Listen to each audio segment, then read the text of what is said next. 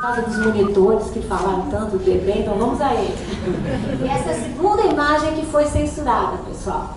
É fácil vocês verem porque ela foi censurada, porque no primeiro plano o Debré coloca um feitor que está castigando um escravo.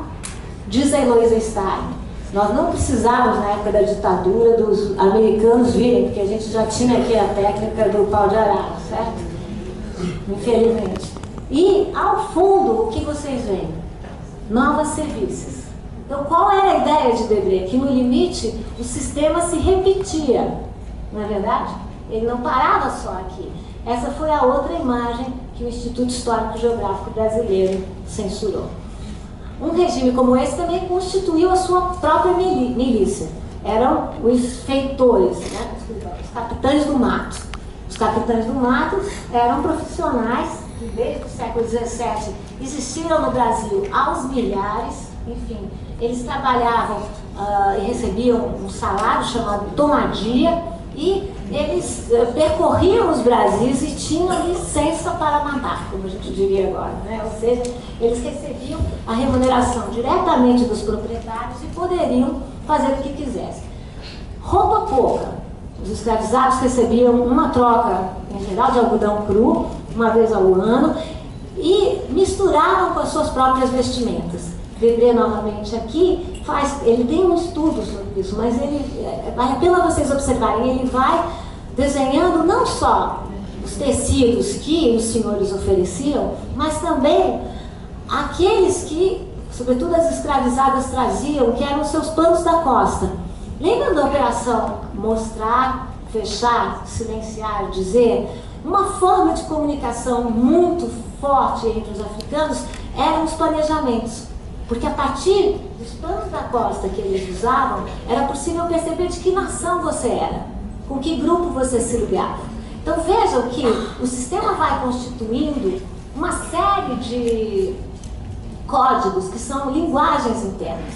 Essa é uma imagem do Chamberlain dos escravos urbanos. Um grupo grande de escravizados era destinado aos trabalhos nas cidades. No Rio de Janeiro, em torno, por exemplo, do Paço, havia uma vizinhança chamada Pequena África. 95% da população era de escravizados negros ou mestiços. Então é impressionante como o Paço ia virando uma ilha cercada pela África por todos os lados, por muitas Áfricas, isso que importa, não era uma só.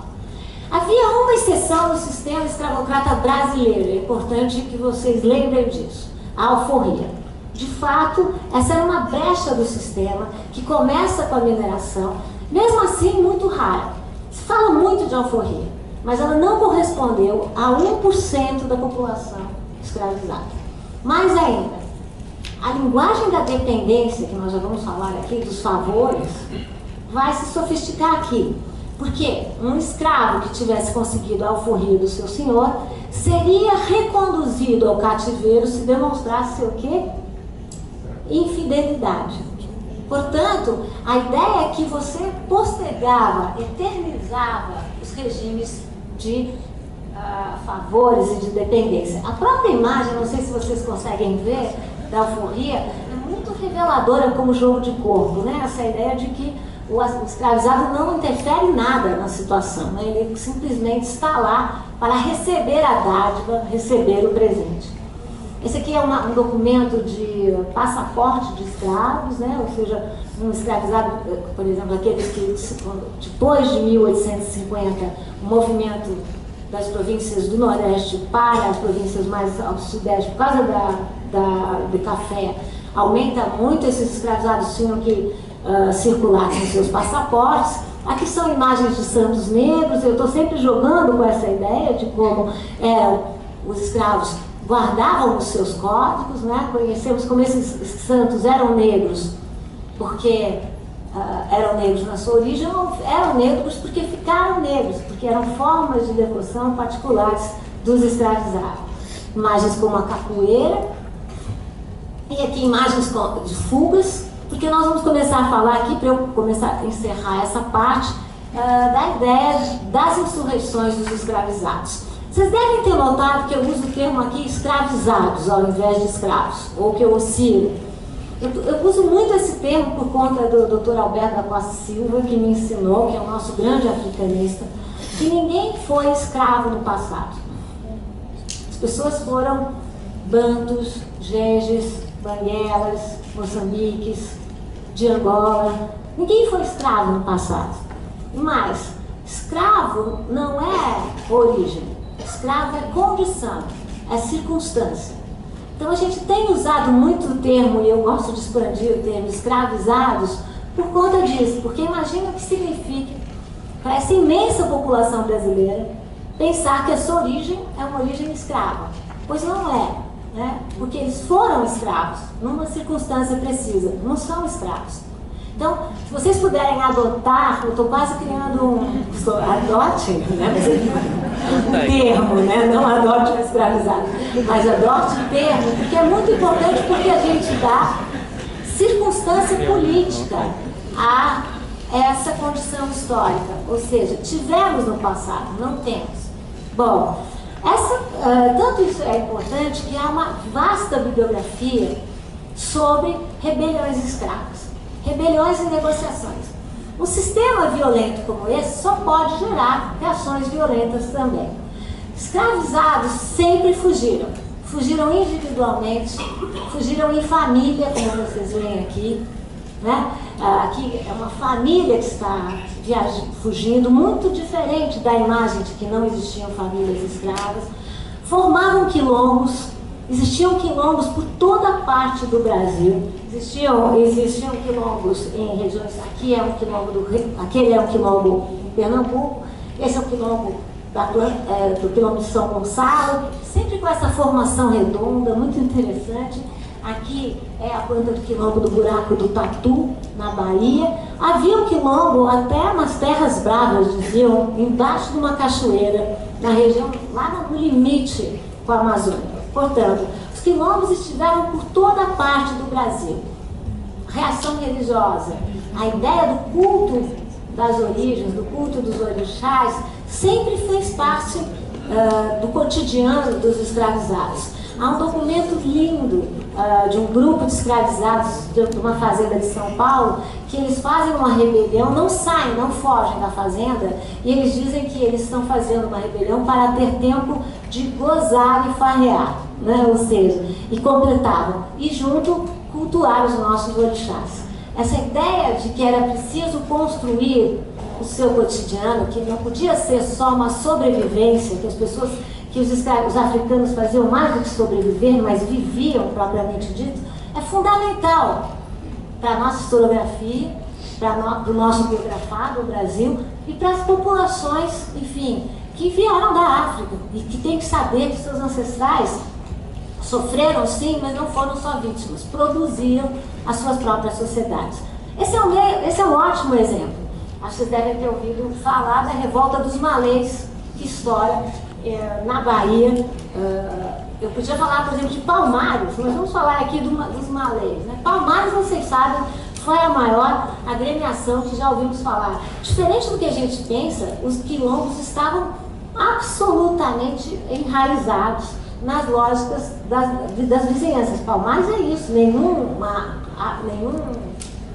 organização como essa sobreviveria por praticamente um século se não estabelecesse correlações com a sociedade que a circulava.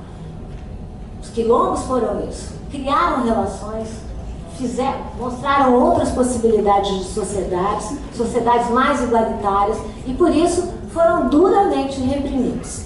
Não existiam só quilombos, existiam insurreições. Eu comecei a falar da revolta dos malês. A Bahia ferveu, pessoal, durante 100 anos, é que a gente não conta na conta do dedo. Foram rebeliões durante 100 anos. A mais famosa é a revolta dos malês, que foi uma revolta de uma sublevação escrava que eclodiu nas ruas de Salvador. Eram escravos muçulmanos que fizeram com que Salvador acordasse toda pichada. A gente acha que a linguagem do grafite vem de agora? Não. Acordou totalmente pichada e os proprietários não podiam ler o que se escrevia lá porque não conseguiam ler é desse tipo de linguagem. A população escravizada foi às ruas, vestida de branco, com os abadás, trazendo amuletos junto ao corpo, esse tipo de amuleto que vocês podem encontrar ainda nos museus, e que falavam, enfim, as palavras de ordem da revolta, e diziam que a verdadeira redenção viria apenas em outro tempo. Eu comecei a falar em temporalidade, em outra temporalidade. Mas vamos voltar à nossa temporalidade ocidental, do Estado brasileiro. O Estado brasileiro vai passar por pressões contínuas pelo final da escravidão. Em 1850, abolimos o tráfico, que não significou, como todos sabem, o final da escravidão. Em 1865, depois da Guerra de Secessão, Estados Unidos abolem a escravidão. Esse é um golpe forte para o Brasil, que entra na Guerra do Paraguai. Entra na Guerra do Paraguai e recruta ex-escravos, que os senhores não vão, mandam negros para lutarem nas fileiras da Guerra do Paraguai. Basta vocês verem telas como do Pedro Américo, Batalha do Havaí, que está repleta de negros, né? Negros livres. Negros que voltam para ver que a sua família continua escravizada. Quando acaba a Guerra do Paraguai em 1870, as pressões são imensas e vêm de dois flancos. Abolicionismo de um lado, Partido Republicano do outro. Tanto que a primeira lei é uma lei, a lei brasileira é uma lei do ventre livre. Só Cuba e Brasil mantinham o sistema escravocrata. Cuba faz a lei do ventre livre antes, Brasil faz depois e aprimora a lei. Vocês sabem que dizia a lei que a partir de 1871, os escravos nascidos a partir daquela data, os africanos negros nascidos a partir daquela data, não seriam mais escravos. Milagrosamente, em 1871 não nasceu ninguém. Foi um ano de uma secura horrível. Não teve registro. Bom, em 1872 tinha que ter. Aí a lei dizia o quê? Que era possível conservar o escravo até que ele fizesse 18 anos. Bom, sabemos muito bem que era muito difícil lidar com isso e como era muito difícil controlar. E o senhor oferecia o quê? Que o senhor optava entre dar o recém-nascido ao Estado, receber 600 mil ou permanecer com o escravo na sua propriedade. As contas dizem que se ficássemos só com a lei do ventre livre, teríamos escravos quase até os dias de hoje. Bom, em 1884 estou aqui e tenho que dar parabéns, né? Um belíssimo movimento dos jangadeiros extingue a escravidão no Ceará. Extingue no Amazonas também. E vai mostrando como a pressão é contornável. O que faz o império? Esqueci de comentar. Essa aqui é uma alegoria da lei do ventre livre. Vocês vejam que é de grande mau gosto. Como eu sempre digo, eu não sou tanto historiadora da arte, então eu prefiro mostrar o documento, não é? É um escravo que traz a lei e traz a corrente na sua mão, rindo, né? E assim como uma espécie de uma fralda, e que é sempre essa construção de uma escravidão benévola, pacífica, que a gente organiza tudo, não há problema algum, né? 1885, Lei dos Sexagenários. Essa lei foi tão conservadora que gerou reações até na época. Ou seja, a lei dava liberdade a escravizados que tivessem 60 anos. E o senhor podia conservar por mais 5. Façam contas, pessoal. Eu disse a vocês que um escravizado, o índice de morte era com 25 anos, certo? Escravizado que tivesse 65 não era lucro, era gasto do seu senhor. Então os jornais contam que vários ex-escravos morreram nas cercanias das fazendas, porque não tinham aonde ir. Então, enfim, a lei de humanitário não tinha absolutamente nada. Há imagens para vocês, dentro do movimento dos jangadeiros. E o que acontece? Quilombos por todos os lados. Então, essa ideia que a gente teve, que a abolição foi um presente, né, foi uma dádiva, é uma ideia construída oficialmente pelas imagens. A gente está lendo imagens aqui. Ao contrário, você tinha quilombos por todos os lados. Se eu for citar aqui, eu vou perder a hora mais do que já perdi, porque os nomes dos quilombos eram... A quantidade e os nomes eram inacreditáveis. Eu vou marcar alguns aqui. Quilombo Jabaquara. Quilombo Jabaquara era organizado pelo Antônio Bento, um fazendeiro branco de Santos, que ia às fazendas e incitava os escravizados a fugirem levava no trem e criou um quilombo chamado Quilombo de Araraquara, que tinha administração mista. Vocês vejam que a coisa já está totalmente desorganizada, diferente do que o Estado dizia. Havia também um movimento muito bonito que se espalhou pelo Brasil todo, que começou no Quilombo das Camélias. No Quilombo das Camélias vinha, o organizador era um português, os Seixas, né, que tinha um armazém, e lá dentro ele se reunia e fazia propaganda abolicionista. Por que chamava das camélias? Porque na chácara dos Seixas eles cultivavam as camélias, que diziam eles, era uma flor tão bonita e tão rara como a liberdade. Era difícil de cultivar, mas uma vez que ela ficasse bem, saudável, ela transpirava um aroma que era o aroma da liberdade. Desde aquela época, as pessoas se acostumaram, os abolicionistas sobretudo, a usar camélias na lapela, na botoadura do paletó, e assim virava mais um signo, uma ideia de que, enfim, essa era a liberdade que vinha. As rebeliões não eram só, os quilombos, as insurreições não eram só organizadas por brancos, ao contrário, grande parte delas eram organizadas pelos próprios negros, tanto que há uma série de relatos de senhores que dizem, alegam que foram dormir à noite com a sua escravaria toda organizada, umas 100 pessoas, e acordavam de manhã sem um escravo sequer. Então vejam o que foi esse movimento. O que fez o Estado? Fez a lei mais popular do Império, a última também. A lei mais curta que o Brasil já fez. A partir dessa data não há escravos.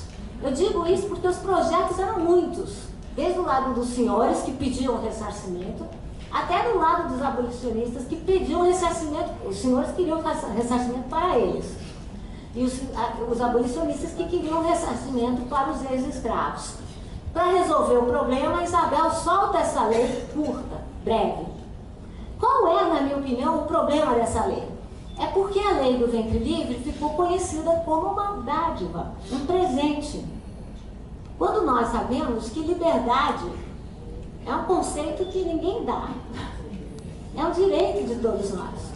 Né? A gente vai chegando mais no final, é o nosso direito, é um direito inalienável. E ao contrário, nas imagens, começa a se explorar essa convenção de que os escravos têm que estar sempre recurvados, como se eles fossem, de alguma maneira, gratos, desculpem, à dádiva recebida. Essas são imagens fortes, e eu trago aqui ao final, porque talvez uma das imagens mais fortes da escravidão tenha sido a imagem da mãe negra. Eu falei sobre ela ontem, mas acho que a gente precisa voltar, até porque a primeira imagem... sumiram as legendas, tudo bem. Essa primeira imagem data de 1860 e a última imagem de 1891. Lembra que eu comecei a falar de mudanças e permanências, né? Essa é a grande convenção da escravidão. A mãe dadivosa, a mãe negra, que dá o seu leite para o seu filho branco. Eu não nego que exista afeto aqui. Existe muito afeto. Mas existe também muito constrangimento. Constrangimento porque essa foto de 1860 é um daguerreótipo e provavelmente essa mãe negra, que se chama Mônica, poucas vezes nós sabemos, mas nessa nós sabemos o nome, foi obrigada a amparar o seu pequeno senhor durante 20 minutos. Por isso ele se recosta forte nela para que a foto não trema e por isso ela crispa a mão no ventre para que a foto vingue, que é como se dizia na época. Não há amor aqui? Há muito amor. Não há afeto aqui? Há muito afeto. Mas há também muita ambiguidade, muita ambivalência. A escravidão é um pouco como o nosso Brasil, cheio de ambiguidades. Essa foto é de depois da abolição da escravidão. Nenhum de vocês deve ter ficado, ai que espanto.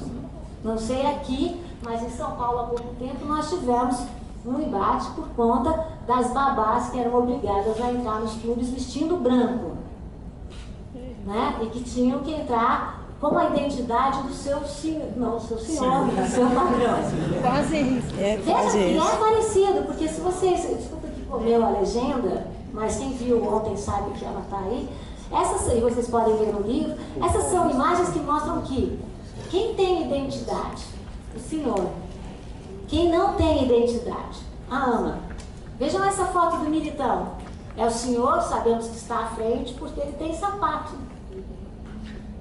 Sabemos também que é o Senhor porque ele está ligeiramente à frente. Mas já os demais mostram todo tipo de reação. Alegria, contrariedade, ressentimento, tudo que vocês possam imaginar. Nessa época começam também, na mesma época da liberdade, começam as teorias raciais. Eram as teorias eugenistas que diziam que as raças correspondiam a diferentes realidades. Ou seja, nada mais diferente do que um branco e um negro. Em termos de potencialidade intelectual, cognitiva, o que fosse. Essas teorias eram chamadas de teorias do darwinismo racial. E elas condenavam o que, sobretudo? A mestiçagem. Então, na época da liberdade jurídica, os ex-escravos foram novamente aprisionados pela biologia. Tanto que se dizia na época que a liberdade podia ser negra, mas a igualdade era branca. Criava-se todo um novo regime de diferenças dadas pelo corpo, que o suposto é que povos mestiços eram povos degenerados. Acho que alguns de vocês já ouviram falar do Cesare Lombroso, ou então dos seus discípulos no Brasil, como Nina Rodrigues, na Escola de Medicina da Bahia, que produziu um livro chamado As Raças Humanas e a Responsabilidade Penal, em que Nina Rodrigues começava com um suposto muito interessante, que ele dizia: o crime não é igual para todos os povos, o crime é relativo. Era um suposto bastante moderno. Aí ele dizia: não é possível ter uma Constituição para brancos e para negros. Vocês vejam como ia sendo um regime, criado um novo regime de diferença. Para ir mais rápido, no começo do século precisávamos fazer as pazes com o nosso passado. O Brasil é chamado para representar todos os países da América do Sul no Congresso Universal das Raças em 1906 em Londres. Quem vai é o diretor da Biblioteca Nacional chamado João Batista Lacerda, que defende a seguinte tese: em 3 gerações o Brasil será totalmente branco. Pra vocês terem uma ideia, na época a tese foi considerada muito negativa, porque foi considerado um tempo longo demais para branquear. Era o começo da tese do branqueamento que todos vocês conhecem. Quem enriquece, branqueia. Sobe na educação, branqueia. Branqueia até é feito de foto. A gente está estudando isso na universidade, como as elites brasileiras foram branqueando nas fotos. Esse efeito branqueador foi flagrado nessa tela do Brocos, que é uma tela anterior, de 1995, um artista espanhol da Academia de Belas Artes, que faz essa tela chamada Redenção de Cã. Cã, que era o filho que riu de Noé, e por isso teve que vagar pelo mundo. Cã, que era próximo da cor dos negros, não era isso? O que a gente vê aqui? A ideia de redenção. Ele se livrou, ele redimiu a culpa, né? Quem está à direita, pessoal, na tela? Deixa eu ver, do lado de vocês, prefiro começar da esquerda. Quem está na esquerda? Quem é? Não vai fazer não. Oi? Negra. Negra, bem negra. Qual é a linguagem de corpo dela? Vamos ver a imagem. Ela está fazendo o quê? Louvando, está agradecendo. Vamos ver o que ela agradece, certo? Ela é negra, bem negra. Tanto que ela é quase um pau de ébano, não é? Vejam que abaixo, vocês não conseguem ver, mas ela está descalça. Portanto, vai lembrando o quê? Os povos que foram escravizados, né? Estamos depois da escravidão. À direita. Quem é? Não, antes da direita. À direita. Não, branco. Hã? Homem branco. O que ele está fazendo? Está observando com que expressão? Paternal, acho que está até assim. Ele é pai da criança que é neta da negra. É, neta da negra. Neta da negra. da negra. Vejam que interessante, o pai lembra um pouco um português, com seu chinelão. Ele observa e todos os olhares vão para cá. Ela é filha da negra e já tem os tons mais claros. Cabelo. Vejam também que diferente da convenção da fotografia, que as negras aparecem com os seus seios mais, né, os braços, as mostras e tudo mais, com toda a sua sensualidade, essas negras estão todas planejadas, não tem um espaço, portanto mostram que são de boa família, não é verdade? Ela tem o nariz melhor, como se diz, a boca melhor, e ela aponta para o futuro. Como me ensinou ele está aqui, André, enfim, o que a gente vê aqui no centro é uma criança, vocês não conseguem ver, ela é muito branca, isso vocês veem, ela tem olhos azuis. E ela aponta para o futuro, ou faz assim, que é um sinal de, enfim, fui redimido.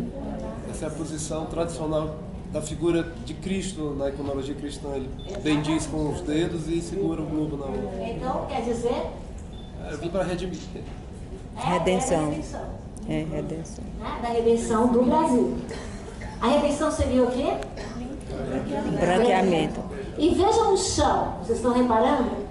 A ex-escrava pisa no chão de terra. Já ele pisa no chão pavimentado. Quer dizer o quê? A ideia do progresso. Então vejam como são fortes as imagens.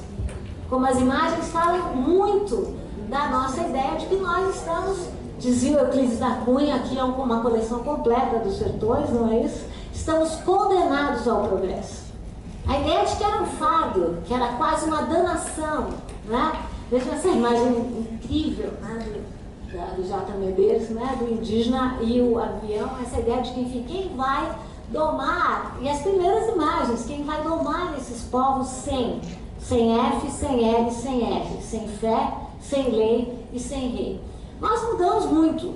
Nos anos 30, viramos uma democracia racial. Estávamos a um passo do apartheid social. No Sul haviam projetos de apartheid, de exclusão, muito claros, propostos por Renato Kell, na Faculdade de Medicina. Enviamos, não sei se vocês sabem, emissários para estudar o modelo da África do Sul. E viramos, a partir dos anos 30, fomos dar ao mundo uma democracia racial. Vejam que eu repeti muito isso ontem e vou repetir hoje. Eu acredito que o Brasil sim pratica uma mestiçagem. O que é muito difícil nesse nosso biografado é que ele pratica sim uma inclusão cultural. Eu não discuto, não duvido. Há afeto, há muito afeto. Mas pratica também uma exclusão muito forte. Exclusão que se mostra nos dados de trabalho, nos dados de lazer, nos dados de morte. Enfim, hoje é sabido que um apenado que seja negro, um apenado branco, se entram na prisão, no sistema judiciário, pelo mesmo delito, tem a mesma idade, o negro tem 26% de chance a mais de ser culpabilizado do que o branco. É por isso que nós dizemos que essas são marcas pesadas, não se passa pelo fato de ser o último país a abolir a escravidão docemente. Mas é isso que acontece nos anos 30. Getúlio Vargas nacionaliza a capoeira, candomblé vira uma religião nacional, o futebol, que era praticado por brancos, vira um futebol mestiço, né? E eu vou repetir a piada do Getúlio Vargas, porque essa vale a pena. Getúlio Vargas, Gilberto Velho era meu professor. Getúlio Vargas perguntado por que a feijoada era o prato nacional, vocês sabem que isso é uma construção histórica também. Ele responde: o arroz é branco como o branco da nossa população. O marrom do feijão é marrom como os negros da nossa população. Como ele tinha resposta para tudo, o presidente disse: o vermelho da pimenta é o vermelho da nossa população indígena. O amarelo da laranja é o amarelo, ele fala isso como é o amarelo das populações orientais. Aí ele já estava muito plácido e feliz e pergunta: e presidente, e o verde da couve? Ele fala: o verde são as nossas florestas. Então vocês vejam que ele estava tudo pronto para surgir o Zé Carioca, não é? Zé Carioca, personagem da Disney, que é o quê? Malandro. O que ele é? Papagaio. Os papagaios que aparecem nos primeiros mapas do Brasil, dá uma olhada, sempre. que o papagaio é o Brasil. Por que o papagaio é o Brasil? Repetidor. Um repetidor. Né? Os primeiros viajantes diziam, ele fala muito, não sabemos o que ele fala. É um repetidor. O que mais? A gente está olhando. O que tem na plumagem do papagaio? Todas as cores. É o argumento que eu estou tentando desenvolver com vocês aqui. Raça é tão fundamental que a gente vai escondendo nessa linguagem de cores. Eu podia falar muito de cor social, que foi o que eu falei ontem. Como não existem raças, os biólogos mesmos dizem que raças não são fenômenos biologicamente sustentáveis, não são estatisticamente sustentáveis. Mas o que existe? Raças sociais, que são as maneiras como nós usamos raça para construir as nossas marcas, as nossas diferenças. As nossas marcas são muitas, né? Eu chamo de marcadores sociais da diferença todos os elementos que segmentam a sociedade. Quais são os nossos marcadores? Raça, gênero, região. Política. Né? Oi? Política. Política faz parte. O que mais? Idade. Idade. Gênero. Classe social. Classe social. Então, enfim, temos aí os nossos grandes marcadores, que em geral não funcionam sozinhos. Eles se articulam. Nós articulamos. Vocês necessitam ter de interromper, que ainda tem programação de hipócritas, né?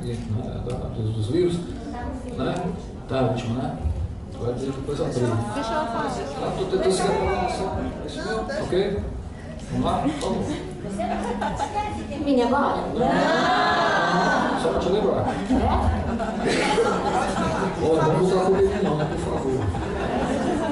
Então vamos a fim mesmo. Na verdade, eu ia terminar aqui falando um pouco como eu comecei, dessa lógica de mudança e permanência. Mudou muito? Mudou muito. Nos anos 70, nós entramos nas linguagens dos direitos civis. Passamos a discutir o direito da diferença na igualdade, da igualdade na diferença. Democracia é processo aberto e fadado a ser inconcluso. Platão que dizia, não há democracia como processo de resultado. Mas chegamos tarde nessa discussão dos direitos civis. Talvez porque esse é um país profundamente desigual. Quais são os nossos impasses? São os impasses da grande desigualdade social. São os impasses construídos a partir de dois elementos fortes. O patrimonialismo de um lado, a corrupção de outro lado. A corrupção é o grande inimigo da república.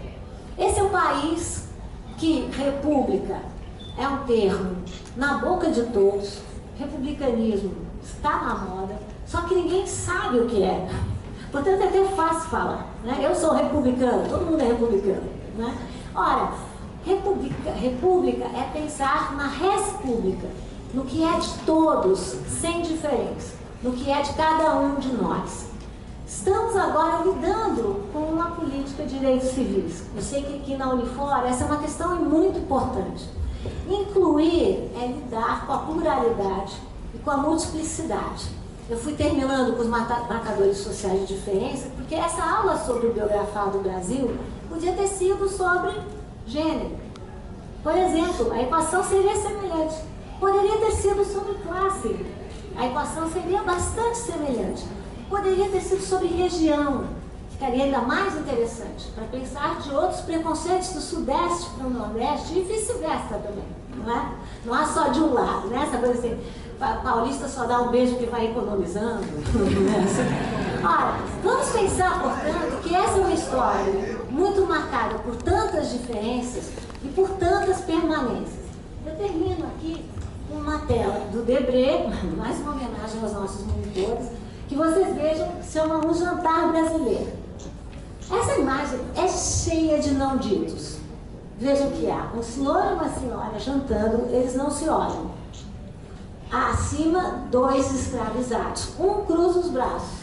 Num sinal, vocês também leem imagens, um sinal secular de... O que é cruzar os braços? Contrariedade, né? Eu não trabalho. Ela olha para o lado. Abaixo, os escravinhos, com barriga d'água, e que são constantemente retratados quase como animais de estimação. Os cachorrinhos. Às vezes a gente deve dizer, porque a política do politicamente incorreto é isso, eu trocar 6 por meia dúzia. Agora não pode mais falar Branca de Neve e os 7 anões, é Branca de Neve e os 7 verticalmente comprometidos. A direita, Adriana Varejão, faz o quê? Ela resolve desnudar uma série de elementos que, diz ela, estavam todos presentes na tela. Os desejos sexuais, as políticas de violência, enfim, e as tantas tensões que fazem parte desse cotidiano. Eu termino, vou parar de ameaçar mesmo, senão que vai me dar, vai bombar aqui. Eu vou terminar com um poema para vocês do Drummond, que não fecha nada, só abre para vocês, enfim, são os mesmos problemas que eu e qualquer estudioso tem tido em relação ao Brasil. O poema do Drummond diz o seguinte, vocês me permitam a leitura. Precisamos descobrir o Brasil, escondido através das florestas, com a água dos rios no meio. O Brasil está dormindo, coitado. Precisamos colonizar o Brasil. Segunda estrofe. Precisamos muito esquecer o Brasil, tão majestoso, tão sem limites, tão despropositado. Ele quer repousar de nossos terríveis carinhos. O Brasil não nos quer, está farto de nós. Nosso Brasil é no outro mundo. Esse não é o Brasil. Nenhum Brasil existe. E pergunta o poeta, e acaso existirão os brasileiros? Vocês respondem. Muito obrigada.